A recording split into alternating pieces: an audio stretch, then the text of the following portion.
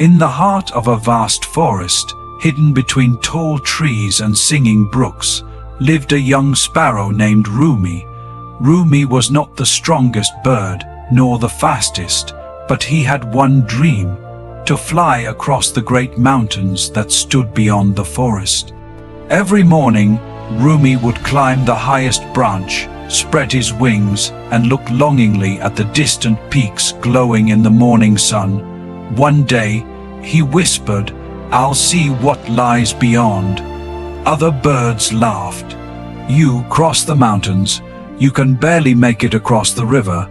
A hawk mocked. Even his friends, though kind, would say, "Dream smaller, Rumi, you're just a sparrow."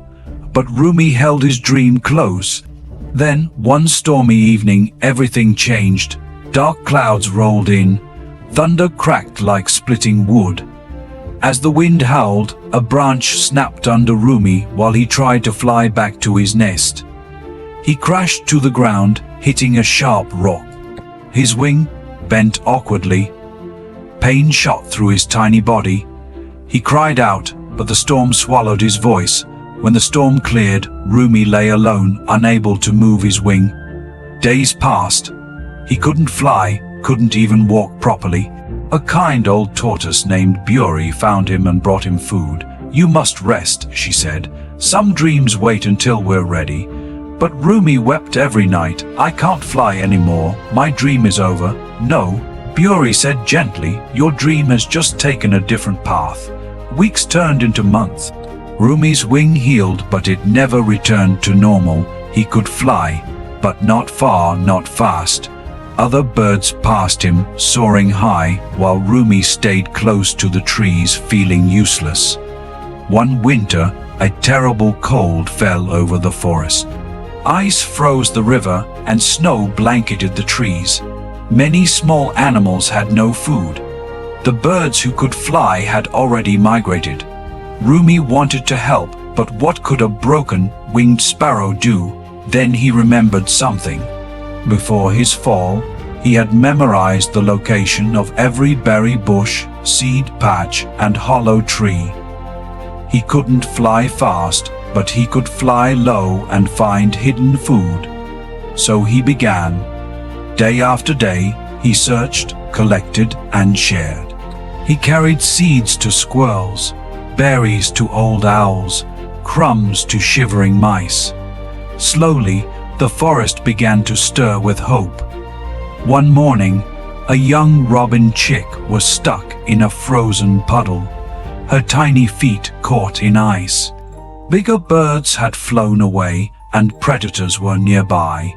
Rumi didn't hesitate. He flew down, pecked at the ice, called for help, and finally freed her. The chick looked up and said, "You saved me, but why would you help?" Rumi smiled.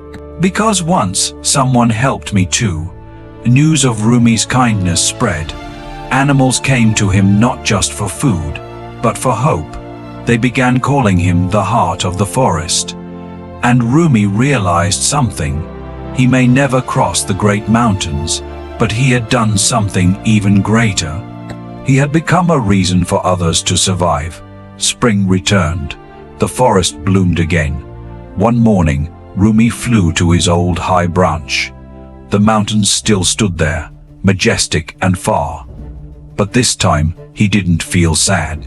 Buri climbed up beside him, still dreaming of flying across. She asked. Rumi chuckled. "No, I used to think my dream was to cross them, but it was never about reaching the mountains. It was about becoming someone strong enough to rise after falling." Buri smiled. "And now you have wings stronger than any eagle." Rumi looked over the forest, the trees, the animals, the laughter. His broken wing twitched gently in the wind. He spread it and whispered, "I did fly, just not the way I imagined." This story teaches us sometimes life breaks our wings. It shatters our path, delays our dreams, and leaves us feeling like we've lost everything. But pain doesn't mean the end. It often leads us to something greater. Rumi never crossed the mountains, but he became a light for others. In helping them, he found strength, love, and a new kind of flight. Remember, the world doesn't always need the fastest or the strongest. It needs hearts that care, spirits that endure, and souls that rise again. Even a broken wing can lift others, and that sometimes is the most beautiful kind of flying.